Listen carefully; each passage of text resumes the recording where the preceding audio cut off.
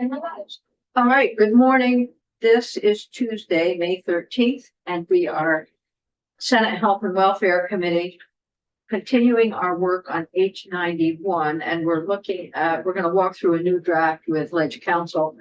I'll share with the committee that after the agency, DCF, presented their sort of markup version, Katie and I sat down together and having listened to the committee and committee comments, we went through and made some decision points. So you'll see all of those in the bill where there's theoretically new language that we have changed. To move us along, this committee ends on Friday. So this bill 238, which is the PFAS bill, will also need to go out. And just a quick comment on the PFAS bill before we talk more about 91. There were concerns expressed about the respirator for PPE and respirators. So I've talked with most of you about moving the respirator date out to 2032. I think that when Michael comes back with the draft, it will have respirators at 2032 and PPEs will all be at the other where they currently are. That will probably help, I think, a little bit when we get to the point. So that's that. So now we're going to walk through the bill with Katie, and I have been receiving a lot of very upset municipalities about how much homelessness is costing municipalities in terms of public safety and other services. And I can't disagree with that. That's purely the case. I don't know that we're going to be able to appropriate money in this bill for that purpose, but we certainly, as we went through the bill with Katie and made sure that we had municipalities included in the regional planning process. So we can think about that. The other big issue that is coming to us from our local shelter folks is on the HOP program, and that doesn't go into any transition at all until a discussion happens at 428. So that's also another one that doesn't happen in this bill. It did happen in the House proposed bill.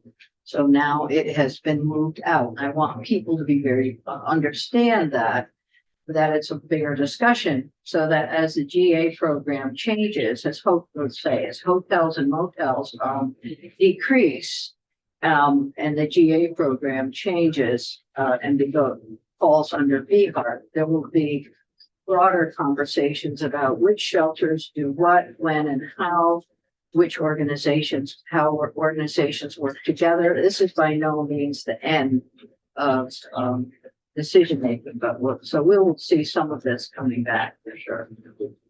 So having said that, let's start on page 1 and we'll go through the bill with Katie.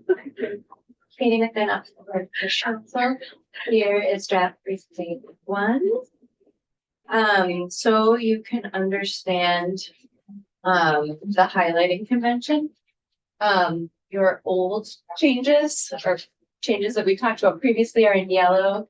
The new changes from the last time you've seen the draft are in green. I know when it's printed out, it's hard to read, and I apologize about that green highlighting.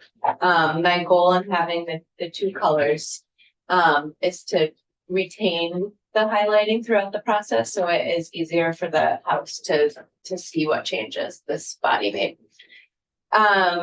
Okay, so with that said, we have our findings section, which has not changed. I know when DCF came in last week, they had a whole bunch of changes to the findings. Mm-hmm. Is there any reason why those weren't well through? She's going to talk about it. Oh, okay. The instruction I've received was not to include them.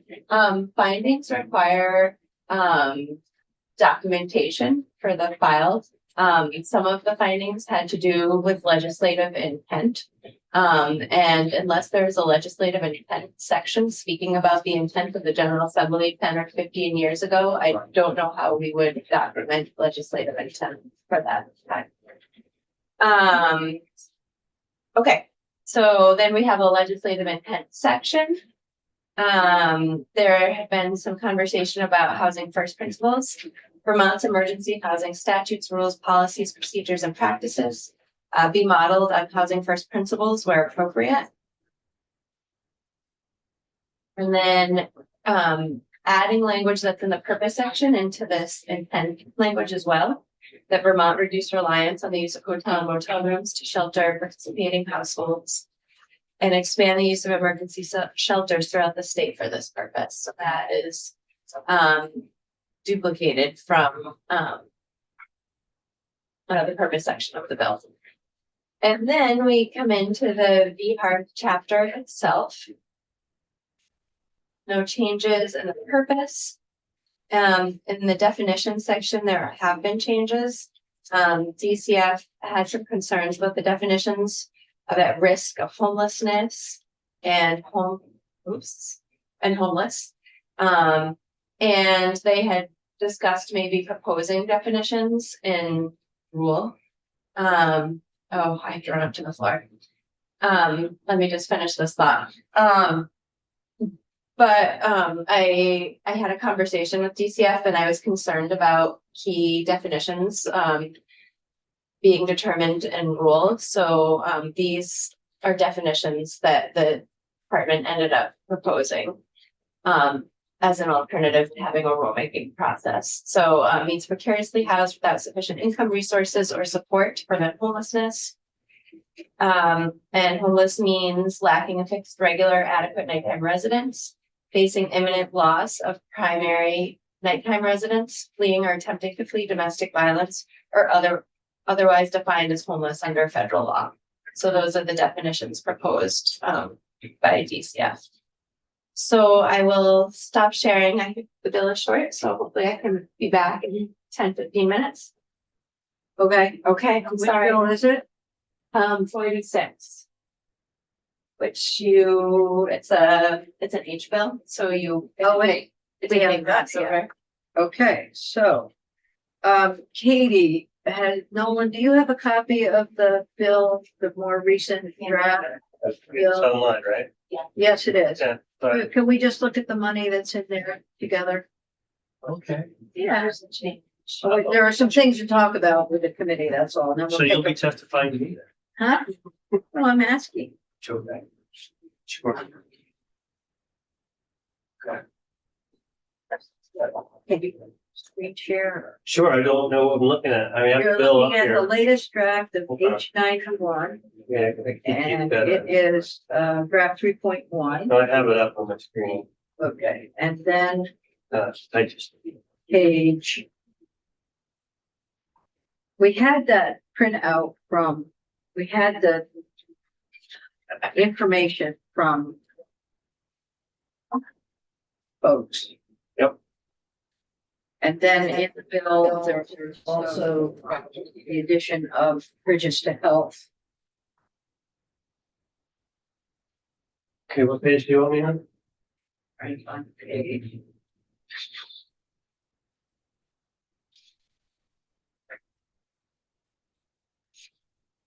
Oh, here it is, page 30 of 32. Dave, that's for last. Yeah. Okay,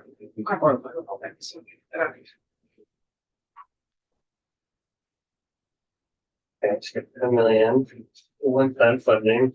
We broke it up by 5.95 CF. The community action agencies. I'm assuming this is based on their information that they provided to you last week. Yes. And then you have 515,000 bridges. Do you recall?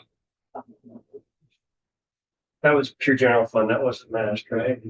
No, it's your general fund. Yeah, okay. Can't be matched. Okay. It's for people who are in poverty. Okay. And then you have 500 for DCF, for correctional and other transformation assistance. And then 3 million DCF for community development. So when we've heard from, folks on Friday, they provided us with the spreadsheets.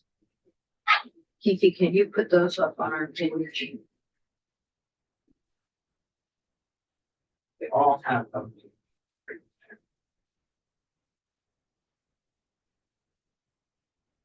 Is there a spokesperson here for the appropriations report that we received? That'd be Amy probably. Amy's not here. Okay, so we can't go through that. So, any questions on what is there? I mean, the first part is based on what was given to us both from AHS and from,